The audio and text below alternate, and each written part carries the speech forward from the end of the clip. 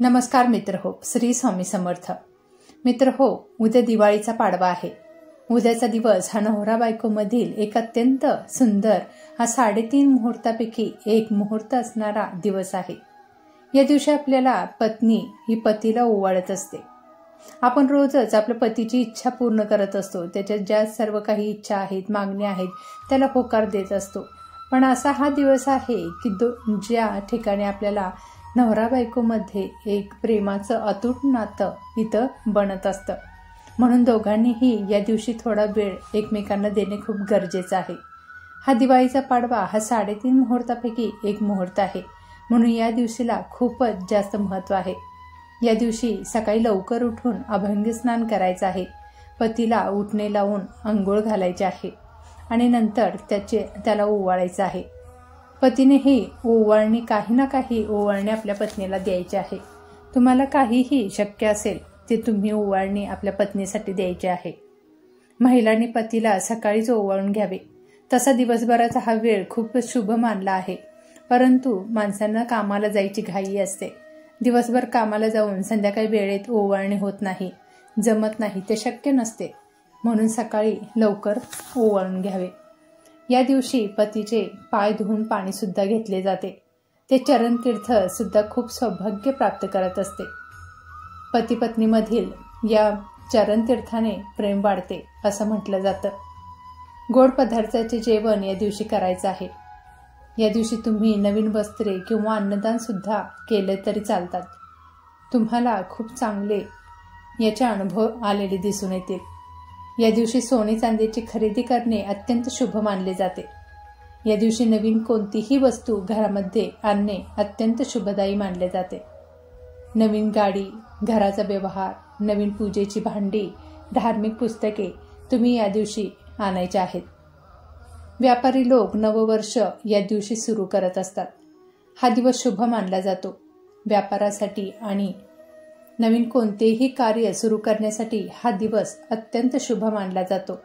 या दिवशी सुरू केलेला व्यवहार हा 100% यशस्वी ठरला जातो.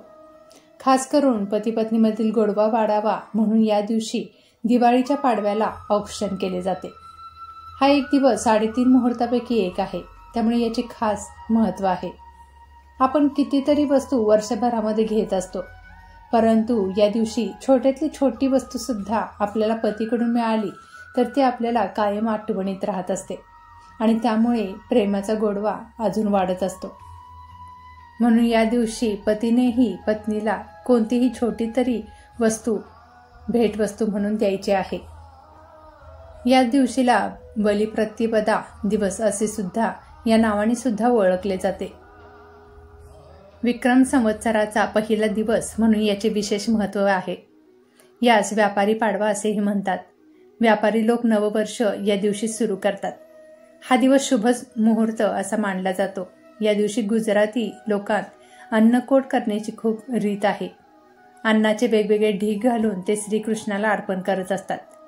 व्यापारी लोक या दिवशी जमा खर्चाच्या वह्यांची पूजा करत असतात. या सणाविषयी एक पुरातन कथा सांगितली आहे. ती कथा म्हणजे फार पूर्वी एक राजा होऊन गेला होता.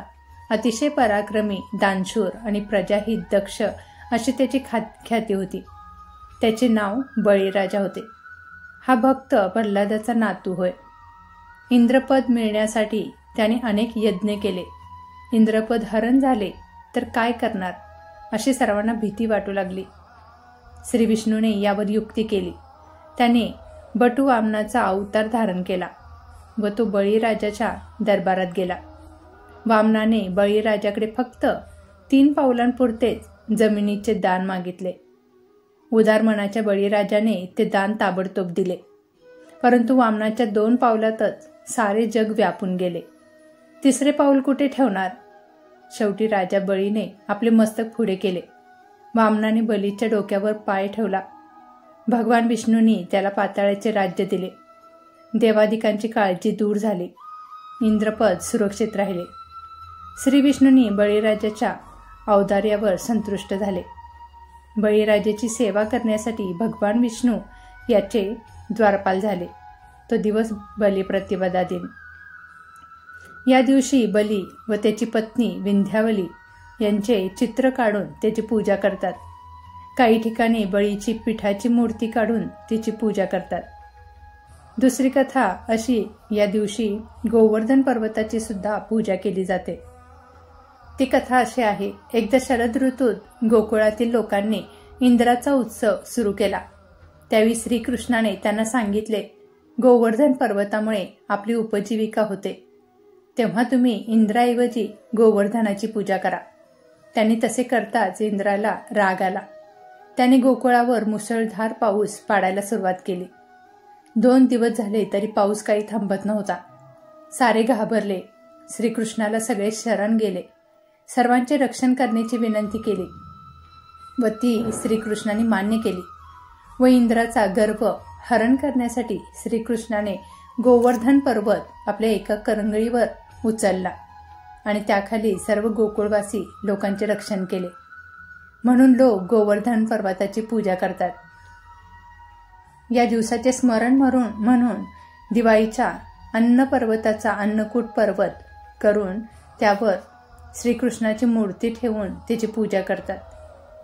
गोठ्यातील गाई बैलांना सजवून त्यांची सुद्धा या दिवशी पूजा करून मिरवणूक काढतात. ग्रामीण भागात या दिवशी गुराखी, दिन दिन दिवाळी, गाई म्हशी ओवाळी, गाई म्हशी कुणाच्या लक्ष्मणाच्या अशी गाणी म्हणत त्यांना ओवाळत असतात. या दिवसाचे आणखी एक विशिष्ट वैशिष्ट्य असे सांगितले जाते की एके दिवशी शंकर पार्वती द्यूत खेळ खेळत असताना पार्वतीने याच दिवशी भगवान शंकराला द्यूतात हरवले होते आणि त्यामुळे बलिप्रतिपदेचा द्यूत प्रतिपदा याला असेही दुसरे नाव पडले. सत्यवान सावित्रीची कथा सर्वांना माहीत आहे. या दिवशी महासती पातिव्रत्य धर्माचे स्मरण म्हणून पत्नीने पतीस अभ्यंग स्नान घालावे व औक्षण करावे आणि सकाळी पतीचे पूजन करून त्याचे चरण तीर्थ घ्यावे, गोड पदार्थांचे जेवण करावे. अशाप्रमाणे हा आपला दिवाळीचा पाडवा आपण साजरे करायला पाहिजे. दिवाळीच्या या पाडव्याला खूपच अनन्यसाधारण महत्त्व आहे. पती पत्नीमधील प्रेमाचा गोडवा हा वर्षानुवर्षे टिकून राहावा यासाठी या पाडव्याला खूप महत्त्व आहे. म्हणून या दिवशी न विसरता आपल्याला पतीचे औक्षण करायचे आहे आणि पतीनेही पत्नीला काही ना काही छोटी तरी भेटवस्तू म्हणून प्रेमाने द्यायची आहे आणि त्यामुळे त्या दोघांमधील प्रेम संबंध हे खूपच कायमस्वरूपी टिकून राहतात. तर बघा मित्रहो, तुम्हाला आजचा हा व्हिडिओ, आजची ही सर्व माहिती कशी वाटली मला नक्की कमेंट करून सांगा आणि असेच पुढचे व्हिडिओ पाहण्यासाठी आपल्या स्वामी लीला चॅनलला नक्कीच सबस्क्राईब करा. सेवा करा आणि सेवेकरी व्हा. श्री स्वामी समर्थ. जय जय स्वामी समर्थ. तुम्हाला सर्वांना पाडव्याच्या खूप खूप साऱ्या शुभेच्छा. धन्यवाद.